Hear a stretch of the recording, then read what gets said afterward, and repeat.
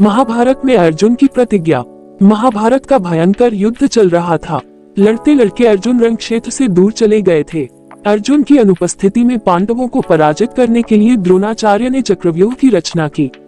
अर्जुन पुत्र अभिमन्यु चक्रव्यूह भेदने के लिए उसमें घुस गया। उसने कुशलतापूर्वक चक्रव्यूह के 6 चरण भेद लिए, लेकिन 7वें चरण में उसे दुर्योधन, जयद्रथ आदि 7 महारथियों ने घेर लिया और उस पर टूट पड़े। जयद्रथ ने पीछे से निहत्थे अभिमन्यु पर जोरदार प्रहार किया। वह वार इतना तीव्र था कि अभिमन्यु उसे सहन नहीं कर सका और वीरगति को प्राप्त हो गया। अभिमन्यु की मृत्यु का समाचार सुनकर अर्जुन क्रोध से पागल हो उठा। उसने प्रतिज्ञा की कि यदि अगले दिन सूर्यास्त से पहले उसने जयद्रथ का वध नहीं किया तो वह आत्मदाह कर लेगा। जयद्रथ भयभीत होकर दुर्योधन के पास पहुंचा और अर्जुन की प्रतिज्ञा के बारे में बताया। दुर्योधन उसका भय दूर करते हुए बोला, चिंता मत करो मित्र, मैं और सारी कौरव सेना तुम्हारी रक्षा करेंगे। अर्जुन कल तुम तक नहीं पहुंच पाएगा, उसे आत्मदाह करना पड़ेगा। अगले दिन युद्ध शुरू हुआ। अर्जुन की आंखें जयद्रथ को ढूंढ रही थी, किंतु वह कहीं नहीं मिला। दिन बीतने लगा। धीरे धीरे अर्जुन की निराशा बढ़ती गई।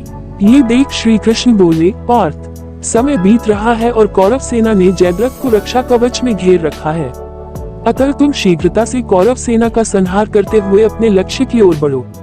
ये सुनकर अर्जुन का उत्साह बढ़ा और वह जोश से लड़ने लगे, लेकिन जयद्रथ तक पहुंचना मुश्किल था। संध्या होने वाली थी। तब श्री कृष्ण ने अपनी माया फैला दी। इसके फलस्वरूप सूर्य बादलों में छिप गया और संध्या का भ्रम उत्पन्न हो गया। संध्या हो गई है और अब अर्जुन को प्रतिज्ञावश आत्मदाह करना होगा। ये सोचकर जयद्रथ और दुर्योधन खुशी से उछल पड़े। अर्जुन को आत्मदाह करते देखने के लिए जयद्रथ कौरव सेना के आगे आकर अट्टहास करने लगा। जयद्रथ को देखकर श्री कृष्ण बोले, पार्थ, तुम्हारा शत्रु तुम्हारे सामने खड़ा है। उठाओ अपना गांडीव और वध कर दो इसका। वो देखो अभी सूर्यास्त नहीं हुआ है। ये कहकर उन्होंने अपनी माया समेट ली। देखते ही देखते सूर्य बादलों से निकल आया।